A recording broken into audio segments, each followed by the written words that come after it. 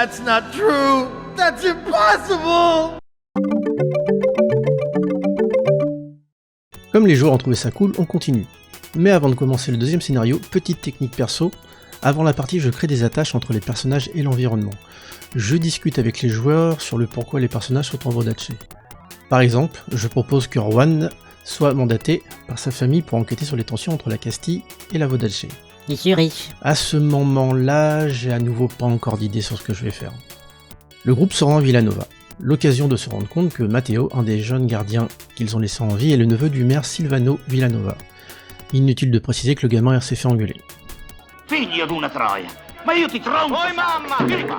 Vieni qua, vado a cazzo! Io ti rompo la chitarra in testa! Te la do io la musica, pezzaccio di me! Enfin, c'est la conclusion du groupe vu les insultes en voix qu'ils ont entendues. Suite à des discussions entre le capitaine Benito et le maire, oui, le joueur avait son plan en tête, des accords sont conclus. Le maire envoie donc une lettre de marque au prince Villanova afin de faire de l'équipage des corsaires au service de la Vodacce. Point culture, j'ai appris le principe d'une lettre de marque. Le groupe commence à composer l'équipage avec les survivants du premier scénario et des habitants de Villanova. Ils apprennent que selon les archives de la ville, le propriétaire du Shrapnel Sebeco aurait été tué par un certain Mendoza. Petit passage rigolo, Benito se réclame d'être capitaine et explique les ambitions de son personnage. Seul Léoras montre une certaine animosité envers Benito, ce qui a donné un très beau moment de roleplay entre Seb et Simon, qui je le rappelle sont tous deux membres d'une asso de théâtre d'impro, le Steak Frites. En tout cas, durant ce deuxième scénario, le reste du groupe décide d'enquêter sur le fameux renard joyeux, et là ils se rendent compte qu'ils partent dans 3 directions. Alors, petite interruption, mais dans mes notes, Alan se rappelle d'un renard joyeux au nord. Pour Benito et Erwan, c'est plutôt vers l'ouest de la ville, et pour les deux derniers, Maria et Léoras, c'est une taverne juste à côté.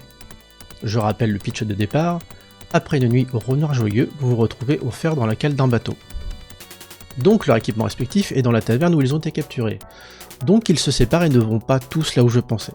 Situation de jeu de rôle classique, hein? Donc Alan et Léoras partent au renard joyeux du nord.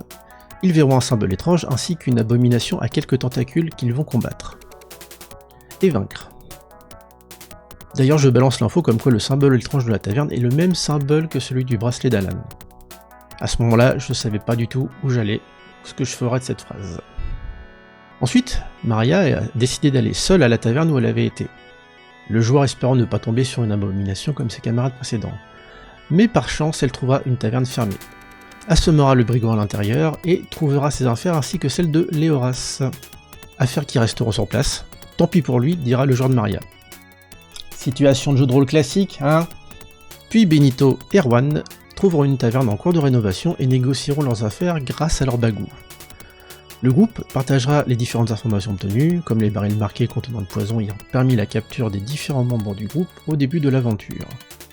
Maria utilisera le brigand à ses fins, un certain Silvano, et en obtiendra des contacts avec la société secrète La Costa, dont Marco, le fils du maire, fait également partie. Là encore, j'installe des liens sans savoir ce que j'en ferai, et j'ai encore dit ce genre de phrase, en fait je ne sais rien du tout, je ne sais plus rien. Je ne sais rien.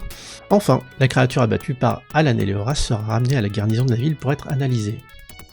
Donc, deuxième scénario, et comme vous pouvez commencer à le voir, je distille des petits trucs qui deviendront peut-être des pistes.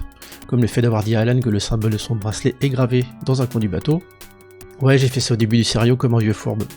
Le fait d'amener la société secrète La Costa envers le personnage de Maria me permet de créer un lien avec Marco, le fils du maire, et son espion Silvano.